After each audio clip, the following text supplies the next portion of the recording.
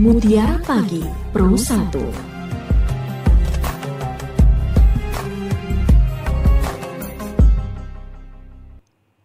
Assalamualaikum warahmatullahi wabarakatuh. Kembali kita berjumpa di Mutiara Pagi edisi Ramadan kali ini. Dan pendengar serta pemirsa RRI Sumeneb.net, Ramadan adalah madrasah untuk menguatkan kesabaran kita. Sehingga setiap kali Ramadan selesai kita menjadi orang yang lebih sabar dari sebelumnya. Pahala berpuasa di bulan Ramadan berlipat ganda dan kelipatannya tidak terbatas di angka tertentu. Dalam Al-Quran juga dijelaskan bahwa pahala orang-orang yang bersabar tidak dibatasi di bilangan tertentu. Dan pagi ini kita juga akan membahasnya dengan Kiai Haji Imam Sutaji MPDI. Beliau adalah Ketua Lembaga Dakwah PCNU Sumeneb. Selamat pagi, Assalamualaikum Kiai. Waalaikumsalam warahmatullahi wabarakatuh. Kabar baik Kiai? Alhamdulillah bi khair bi barakati du'aik. Kiai, Ramadan sebagai madrasah sabar, bagaimana benar-benar kita mendefinisikan Ramadan ini sebagai madrasah sabar, berlatih dan belajar menjadi sabar di bulan Ramadan. Silahkan Kiai. Bismillahirrahmanirrahim. Alhamdulillahirabbil alamin. Allahumma shalli ala sayyidina Muhammad wa ala ali sayyidina Muhammad. Wa ba'du, para pendengar yang budiman, para pemirsa, bahwa puasa adalah merupakan madrasah, tempat belajar. Dalam ayat Al-Quran itu ada dua ayat bergandengan. Yang pertama, aqimus shalah wa atuz zakah. Jadi mendirikan sholat, menunaikan zakat. Kemudian siyam Ramadan wal hajju, haji itu bergandengan. Terus apa makna hikmahnya? Bahwa ternyata sholat itu erat hubungannya dengan ibadah sosial. Artinya kita, seseorang rasa sosialnya akan kelihatan dalam sholat dan bagaimana ia menunaikan zakatnya. Kemudian yang kedua, bagaimana dengan puasa dan haji. Puasa dan haji itu satu yang bergandengan. Apa itu? Haji dan puasa itu adalah upaya menahan diri. Jadi ini berkaitan dengan diri sendiri, menahan diri. Ketika kita melaksanakan haji misalnya, bagaimana ketika kita sedang tawaf mulai dari sa'i, terus kita melempar jumrah, itu berdesak-desakan, menahan diri dari amarah. Termasuk juga ketika kita berpuasa. Nah, makanya di sini adalah disebutkan bahwa berpuasa itu adalah sebagai madrasah, tempat belajar kita untuk menahan diri. Dan ada kata-kata yang indah itu tentang bagaimana kita sebenarnya belajar untuk tetap bersabar. Kata-kata indahnya begini loh Mbak. Ajari aku menghilang tanpa kabar, ku ajari dirimu bagaimana cara menunggu dengan sabar. Waduh. Kira-kira begitu. Iya. Karena hakikatnya dalam hidup itu adalah menanti. Makanya dalam puasa itu hidupkan penantian. Nah, ya apa yang dinanti? Ya yang dinanti sesuatu yang pastilah berharga. Nah, kita menanti berbuka puasa. Buka puasa pasti berharga gitu. Nah, oleh karenanya kita ini kalau mau menanti sesuatu, nantilah sesuatu yang betul-betul berharga. Jangan menanti yang tidak berharga. Nah, kita menunggu berpuasa, menunggu bulan Ramadan, menunggu sesuatu yang luar biasa, sesuatu yang dimana Ramadan itu dalam sebuah keterangan disampaikan disebut Ramadan itu karena pembakar. Ramadan yarmidud dzunub, bisa membakar dosa. Kemudian ya yang ditunggu itu bagaimana kita membakar dosa-dosa kita sehingga lebur menjadi satu hal yang kita dibebaskan, kayaumin waladathu ummu, seperti kita dilahirkan oleh seorang ibu tanpa membawa kesalahan dan dosa sedikit pun. Dan itu janji Allah Subhanahu wa taala dan sabda Rasulullah yang begitu jelas bahwa kalau orang sudah berpuasa, kita kembali kepada fitri kita. Artinya kita kemudian menyambutnya dengan apa namanya yang kita sebut dengan Idul Fitri, hari raya kemenangan kita. Kita kembali kepada fitrah dan menjadi manusia yang seutuhnya. Kira-kira begitu, Mbak. Terima kasih. Iya. Kiai, kalau boleh tanya nih tentang madrasah sabar, apakah hubungan antara puasa dengan sabar? Kiai, kalau tadi dicontohkan sabar menunggu buka. Padahal kadang kita kalau misalnya mau berbuka puasa, ini udah di depan meja nih, udah nggak sabar untuk menyantap hidangan. Nih seperti apa Kiai? Ya, jadi sebagai madrasah sabar. Nah, itu sesuai dengan topik atau tema pembicaraan kita pada kesempatan ini. Jadi sabar yang seperti apa? Gitu. Nah, kesabaran itu adalah lawan dari tidak sabar, marah. Nah, emosional. Ya, oke. Jadi begini, ketika kita sedang menahan marah, menahan emosi-emosi yang lain. Nah, bersabar ini adalah di dalam di dalam terciptanya manusia itu begini, Mbak. Semua manusia itu membawa keinginannya. Nah, keinginan ini ada dua. Keinginan dirinya dan keinginan Allah Subhanahu wa Ta'ala. Nah, ketika manusia sedang membawa keinginan Tuhan dan membawa keinginan dirinya, itu dituntut untuk bersabar. Kenapa? Karena memang seringkali antara kenyataan dan harapan tidak sesuai. Nah, hadirnya bulan puasa, di saat kita menginginkan makan enak, di saat kita ingin makan minum yang enak, maka kita mencoba menahan agar ini kita betul-betul puasa itu menjadi madrasah bagi kita. Oh, gini loh, ternyata penderitaannya orang yang sedang kelaparan. Gini loh, orang yang sedang dirundung kemiskinan. Ya, jadi bersabar dalam arti kita ini menahan, kemudian dan itu adalah luapan emosi sebagai lawan kata dari sabar. Lawan kata, kalau sabar lawan katanya ya tidak sabar. Apa itu? Bisa marah. Bisa cak meturen, pegel, cermet dan semacamnya. Nah, itu ditahan, diganti menjadi sabar. Nah, mudah-mudahan ini bisa dimengerti, Mbak. Artinya apa sih? Bisa diulang tadi pertanyaannya? Coba gimana itu tadi?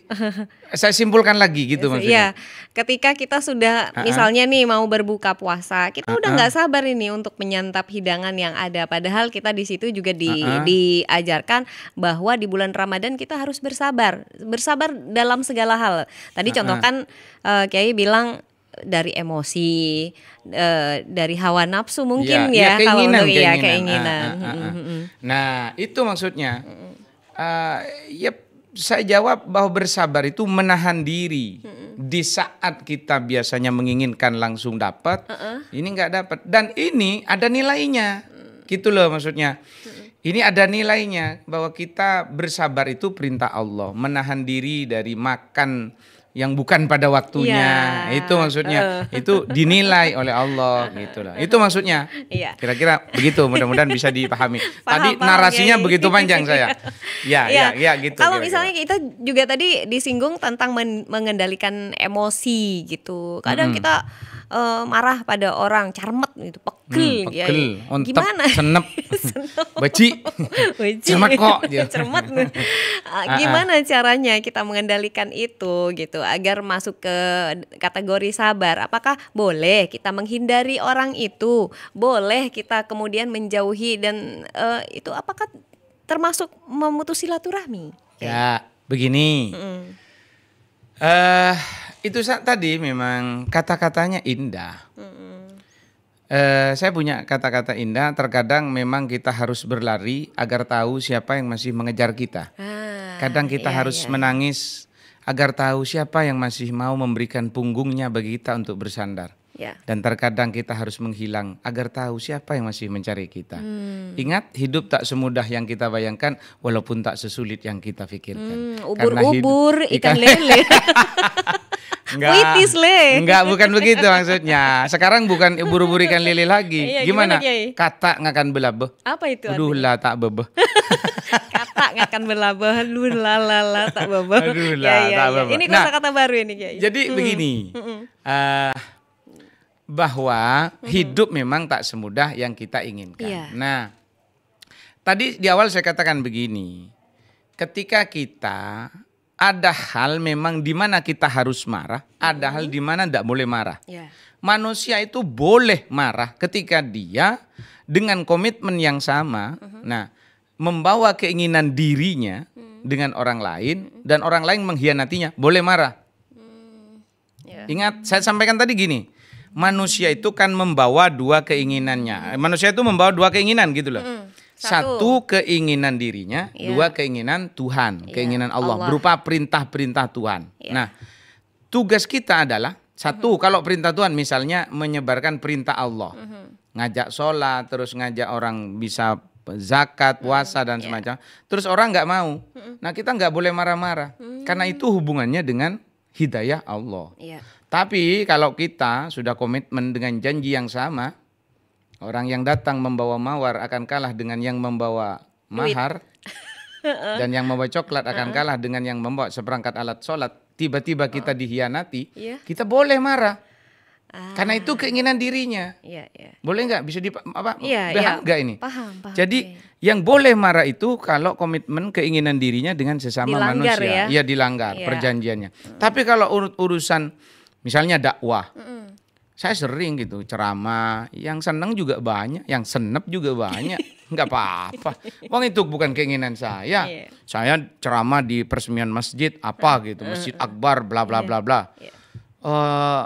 Tolong Kiai disinggung jamaah biar rajin sholat berjamaah. Kalau saya tidak berani gitu. Kenapa? Urusan sholat berjamaah itu keinginan Iya. Tuhan, bukan keinginan saya. Terus gimana ceramahnya Kiai? Gampang. Saya cuma mau ngasih tahu kalau pahalanya sholat berjamaah itu 27 derajat. 27 ya, Iya. petolekor derajat. Petolekor derajat. Petolekor Iya. derajat. Nah, semua orang kan tahu. Iya. Saya sampaikan nanti ajunan ya kalau pakai bahasa Madura ya.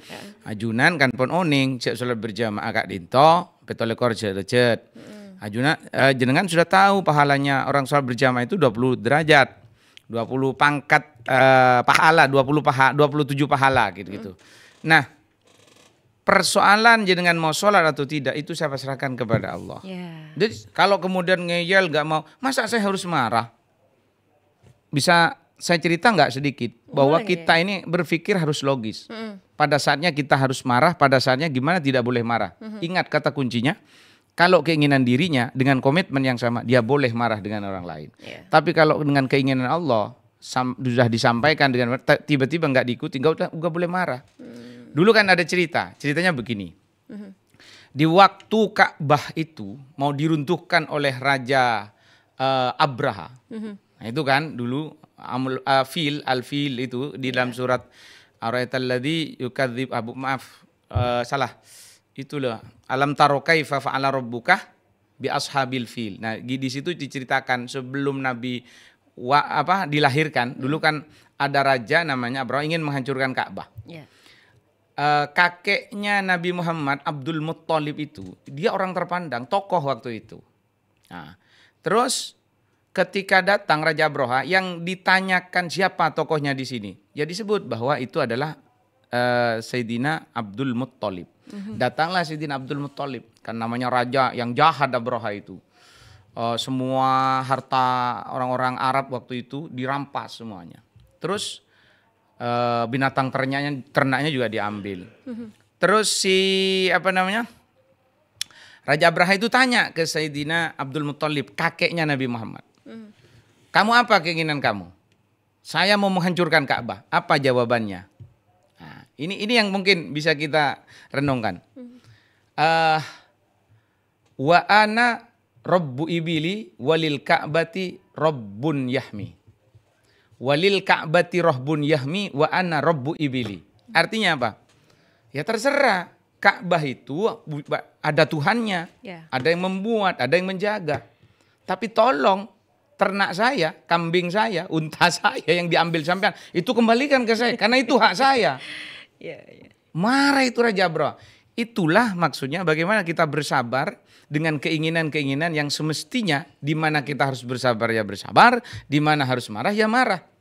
Mohon maaf, kalau uang Mbak diambil, marah nggak? Diambil orang tanpa sepengetahuan Mbak. Ya marah. Ya marah karena itu urusan Mbak. Iya, coba minta tak kasih. Iya tak kasih, kalaupun ada. Gitu. Kalau ada. Nah, tetapi sekarang Mbak ngajak teman sholat misalnya. Ayo dong sholat, terus teman marah. Jaga TV, jaga orang lain. Kan ada orang begitu, orang-orang begitu. Kadojaan melekain, sate nambi akan bentopak. Jagaan lakon orang lain, lakon TV batepak. Ada orang yang bilang gitu. Nah, sampean marah nggak? Iya, karena mau marah kan? Pasti marah. Sebenarnya nggak perlu marah. Kenapa? Karena keinginan ini keinginan Tuhan. Sudahlah, sholat yang memiliki sholat itu bukan saya. Saya hanya cuma menyampaikan. Ini tugas, ya gitu loh.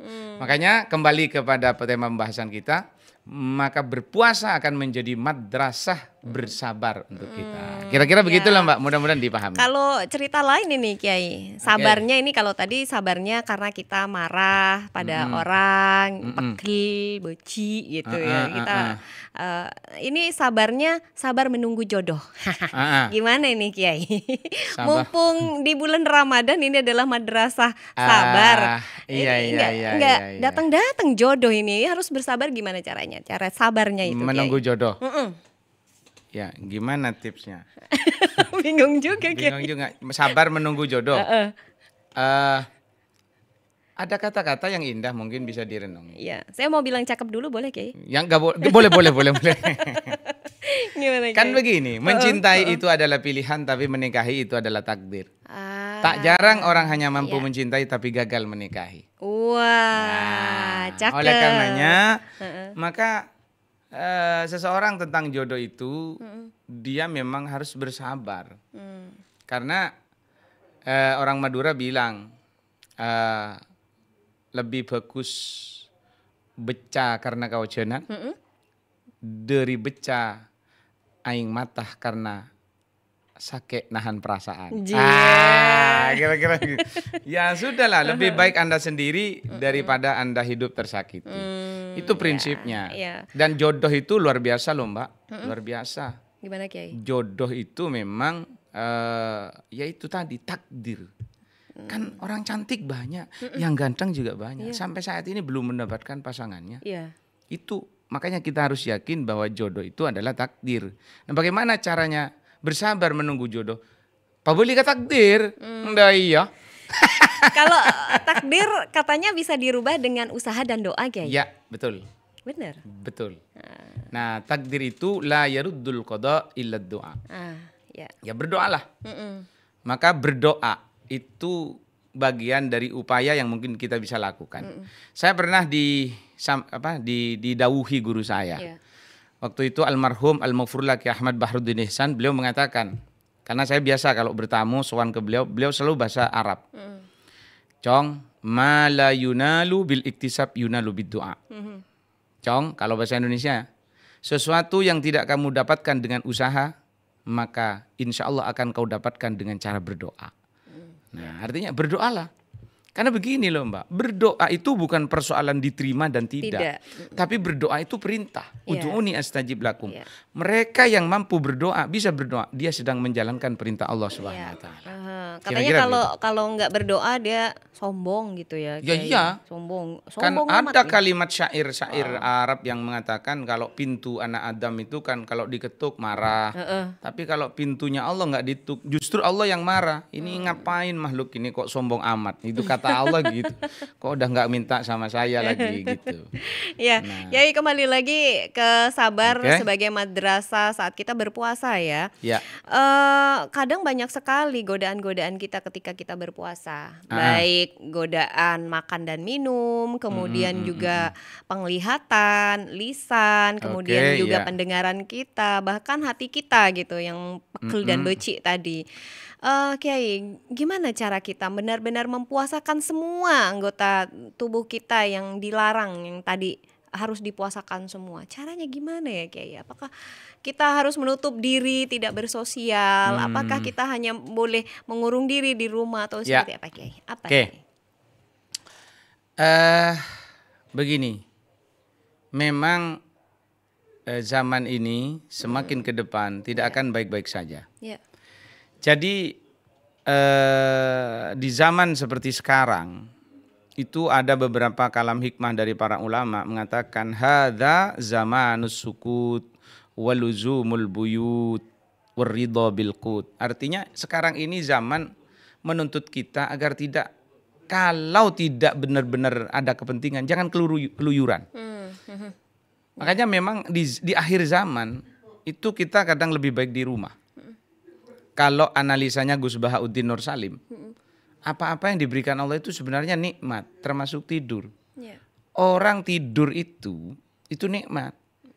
Kalau dia bilang wah tidur tok, kerjanya tok, ya enggak. Kalau niatnya untuk meninggalkan maksiat itu dapat pahala. Ya, ya. Gitu.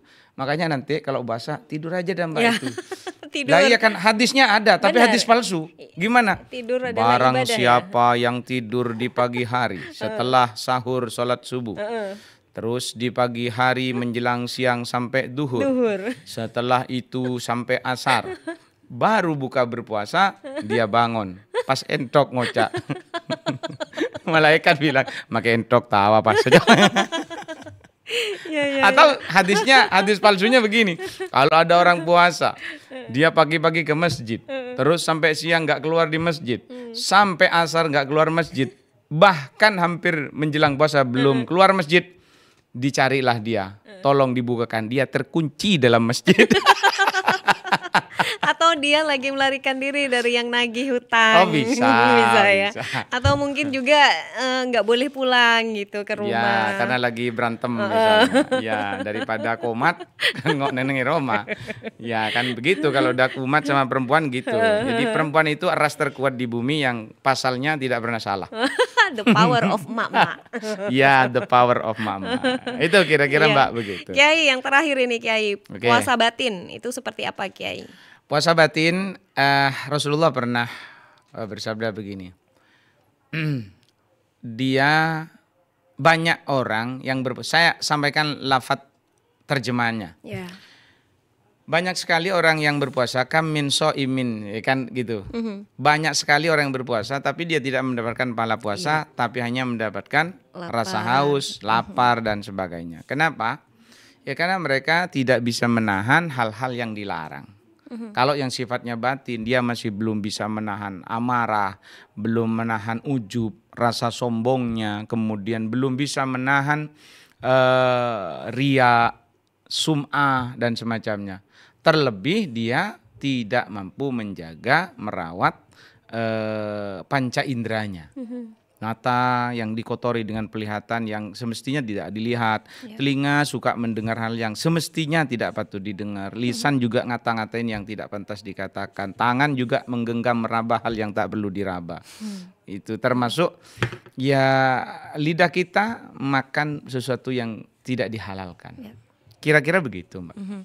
Baik Kiai, dan pendengar, Rasulullah Shallallahu Alaihi Wasallam pernah bersabda yang artinya puasa itu separuh dari sabar. Hadis ini juga menunjukkan bahwa ibadah puasa identik dengan kesabaran. Mereka yang menjalankan ibadah puasa diperlukan kesabaran yang cukup dan sebaliknya kesabaran yang cukup untuk menjalankan ibadah puasa. Seperti yang tadi dijelaskan oleh Kiai Haji Imam Sutaji, Ramadan adalah madrasah untuk menguatkan kesabaran kita sehingga setiap kali Ramadan selesai kita menjadi orang yang lebih sabar dari sebelumnya. Terima kasih Kiai sudah bersama kami di Mutiara sama-sama, Pagi. sama-sama. Ada pantun terakhir nggak Kiai sebelum saya tutup? Ya, insya Allah. Gimana Kiai? Ada. Iya. Ada. Madura ya? Nggak Madura apa-apa. boleh Kiai. Oke. Gini, saya sudah catat. Diniatkan ini. Ya enggak lah. Oh, enggak. Gitu. Karena memang saya sering buat itu. Gini, Gimana Kiai? pereng duri acili karan, kagending asoma aja laguna. Iya. Orang odi tak usah asiaran. sepenting bedepuk tena. Wah, luar biasa. Demikian itu dari saya. Terima kasih. Jejak langkahku kutinggalkan di sini, namun senyum, rindu dan cintamu semua akan kubawa pergi. Waduh, cakep. Ini nampaknya lulusannya Dilan nih. Enggak. Baik, terima kasih sekali lagi Kiai, sama-sama. dan pendengar serta pemirsa RRI Sumeneb.net. Usai sudah kebersamaan kita di rangkaian Mutiara Pagi edisi Ramadan kali ini. Mudah-mudahan apa yang disampaikan tadi bisa menambah referensi kita dan juga menambah iman dan takwa kita kepada Allah Subhanahu wa taala.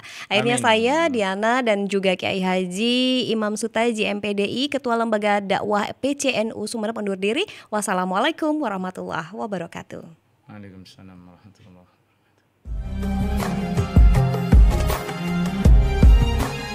Mutiara Pagi Pro 1.